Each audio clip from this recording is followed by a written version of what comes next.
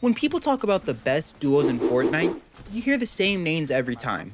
Peterbot and Pollo, Cold and Rapid, Vico and Malibuca. These are the teams that dominate headlines, they dominate scrims, and they obviously dominate predictions. While everyone is watching them, there's one duo quietly stacking results in the background. And that duo is Shadow and Virgo. And somehow, they just keep placing well. Shadow and Virgo are not the type of players that get constant attention. They're not huge streamers, they're not involved in drama or Twitter beef, and they're not constantly being clipped on YouTube or TikTok. And because of that, this duo exists in a strange space where even though they're competing at the highest level, most people barely talk about them, but their results tell a completely different story. Because while the spotlight stays on the biggest teams like Peterbot and Pollo, Shadow and Virgo are right there in the same lobbies consistently placing. Not once, not random, but repeatedly. Alrighty, let's break down what Shadow and Virgo have actually been doing recently. This is not hype, this is just their results.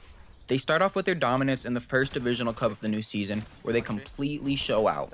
On day 1, they end in 20th place with 73 kills in 10 games, ending on 390 points. On day 2, they end in first place with their record high 101 kills in 11 games, ending on 566 points. In total, they ended in first place with 174 kills in 21 games, ending on 956 points. Right away, you can tell something important. Even on their bad day, it's still a top 20 finish for this duo in the highest division lobbies that Fortnite offers. Then, you move into their performance evaluation events, where they continue to stay active and dominate competitive. Their placements read as the following: 4th place in Week 4 performance evaluation, getting a win and ending with 9 kills. 1st in Week 7, getting a win and ending with 18 kills. 3rd place in Week 9, securing a win and ending with 12 kills. And then lastly, their most recent one, 1st place in Week 10, ending with 15 kills and securing 2 wins. Although they don't win every performance cup, this shows that they have the consistency to show up and compete with the highest tier lobbies. Now moving on to their biggest tournament, at the last FNCS Global Major 1 Summit, they showed real LAN level consistency. They ended in 8th place on day 3 with 20 kills, ending on 274 points. This not only secured their spot as a duo to Belgium because they were in the top 15 duos, but they also earned $17,500 as well. This alone already puts them in the conversation with top tier competitive teams, but it doesn't stop there. They also perform well in other stacked events, getting 4th place in the Reload Elite Series Finals, ending on 325 points with 25 kills in 8 games. Also getting an 8th place in the FNCS Divisional 1 Cup Finals Week 4, ending on 225 points, getting 20 kills in 60 games. And then lastly, their most recent Divisional Cup Finals, Week 5, they ended on 262 points with 19 kills in 6 games, earning $375 each. What this actually shows is that this isn't random, this isn't a lucky run, this is a pattern.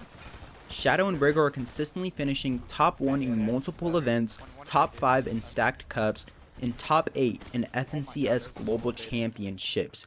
And even when they're on their worst games, they're still within qualifying range. And that's what most people are missing. So why Shadow and Virgo are so good is because they aren't the flashiest duo. Don't get me wrong now, they are phenomenal players. But they win because they are consistent in a video game where most teams aren't. Shadow is their structure, he plays early rotates, he puts them in smart positions, and he avoids unnecessary fights. He's the reason they survive and get into the endgame while other teams collapse early. Virgo is the fragger. When Shadow gets him into a strong position, Virgo turns it into good value. He takes controlled and calculated fights, he gets refreshes at the perfect timing, and he punishes mistakes instantly without overforcing or getting damaged. Together, this balance is what keeps them placing over and over again. They don't need to dominate the early game, they just need to be alive when endgame matters, and that's when the most points are earned. Now, the biggest advantage Shadow and Virgo have right now is actually simple. Since they're not the flashiest players or have the biggest social platforms, nobody prepares for them. So when teams VOD review FNCS, they study the big duos like Peterbot and Pollo, Cold and Rapid, Vico and Malibuca, the obvious threats. But why Shadow and Virgo? They're not usually the focus, which means they often go into games without being targeted.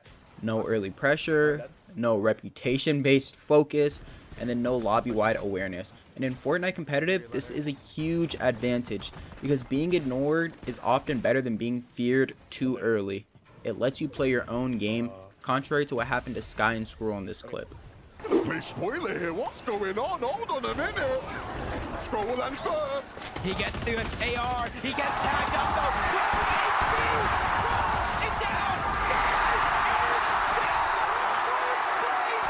It's out of the game. Now to wrap it up, Shadow and Virgo might not have the biggest fan bases. They might not be the most talked about duo in Fortnite, but their results don't lie. From FNCS finals to LAN level placements, from top 1 finishes to consistent top 8s, they have proven they can compete with the best players in the game, and if they keep improving at this pace, it won't be long before they're no longer the underrated duo.